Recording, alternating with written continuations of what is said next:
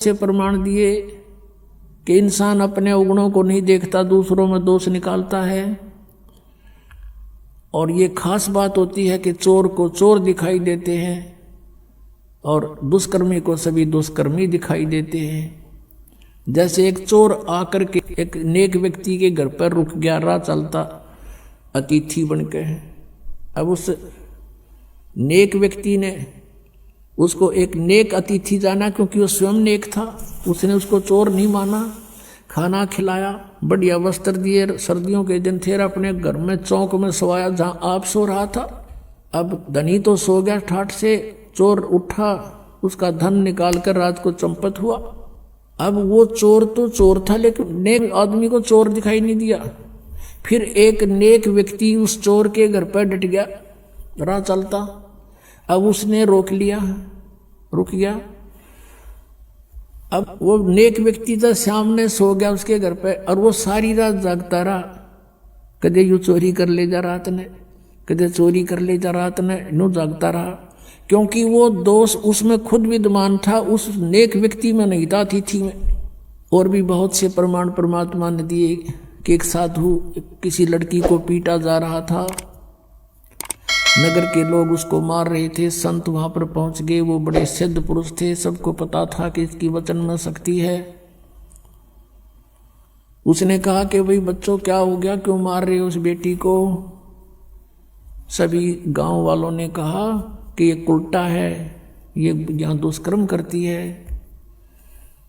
तो संत ने कहा कि एक काम करो, रुक जाओ, ऐसे नहीं, इसको सजा हम बताएंगे, ऐसे देना। सब पत्थर उठाओ एक एक, और एक एक पत्थर इसको मारेंगे, इसको तरफा तरफा के मारेंगे। सब उठा लो, सब ने एक एक पत्थर उठा लिया। और संत ने कहा भी इसका पत्थर वो मारा जिसमें कभी कोई अपराध ना किया हो,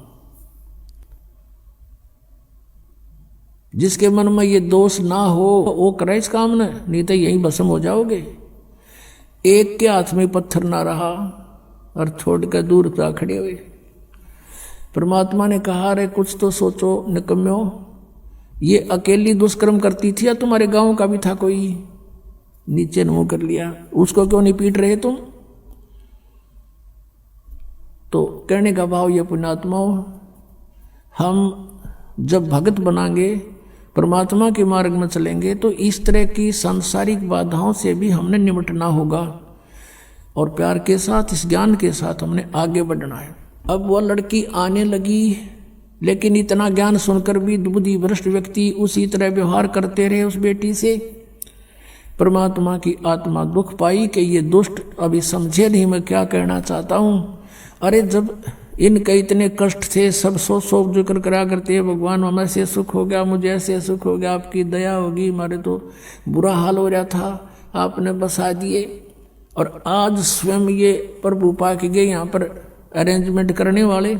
तो परमात्मा ने क्या किया, वह लड़की को बहुत तंग करने लगे। तो परमेश्वर क्या करने लगे, उस लड़की के घर पर जान लगे, बेटी मैं आऊँगा वहाँ तेरे घर पे।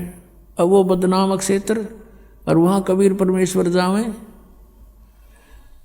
और चौक में बाहर चारपाई लगा ले, आंगन में मेन गली के ऊपर गेट, वहाँ सामने चारपाई लगा कर बैठ जा, लड़की बैठ जा सामने, लड़की के पैरों पे पैर रखकर वो पैर दबा, और परमात्मा उसके सांथलों पर पैर रख कर बैठ गए।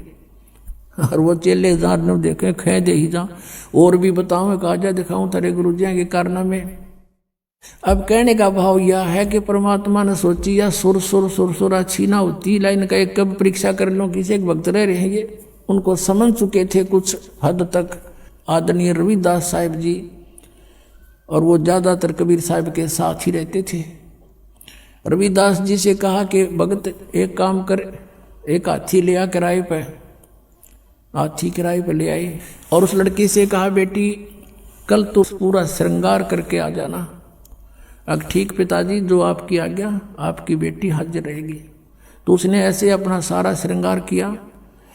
और परमात्मा कबीर जी ने क्या किया, एक बोतल में गंगा जल भर लिया, सफेद बोतल में, लड़की को बिठा लिया बीच में, और हाथी के ऊपर रविदास जी को बना दिया ड्राइवर यानी पीलवान, और आप बैठ गए पिछले साइड में, और लड़की के कंधे पर हाथ रख लिया, आधा लटका न्यू आगे ने चेस्ट की तरफ, और एक हाथ में वह गंगा जल और बोतल पीवे न्यू, और उस लड़की न्यू करे उड़े बैठे बैठे। अब परमात्मा ने कहा उसको रविदास जी को कि मेन बाजार में के काट दिया अपनी गाड़ी को।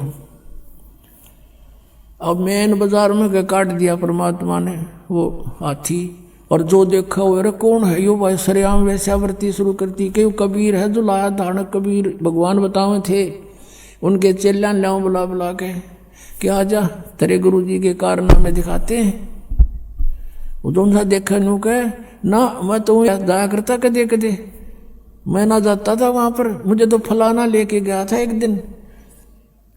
इस तरह कहने का भाव ये है कि 64 लाख का ग्रुप हो गया था, और इस लीला न देख के एक नहीं पाया टोया भी, सब विमुख हो गए परमात्मा से।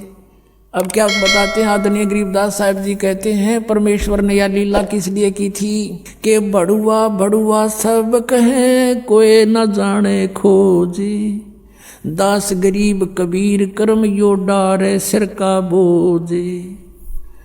सब उसको बड़ुआ बड़ुआ कहने लगे परमात्मा को, कोई गहराई से समझ नहीं सका ये लीला क्यों की थी कि दास गरीब, गरीबदास साहब जी कह रहे हैं कि कबीर कर्म और डाल ले सिर का बोझ, कि ये 64 लाख का वजन धर लिया सिर के ऊपर, एक भी चेला नहीं ये मोक्ष होने दोगा। कहते इनको अपने सिर से पटक रहा है इनको नीचे। अब परमात्मा उनसे कहा करते थे कि जब तुम्हारा विनाश होया पड़ा था, किसी को कोई दुख था, किसी को कोई दुख था, जब तो मैं भगवान था और आज मैं शैतान हो गया, इतनी बुद्धि काम करती है तुम्हारी।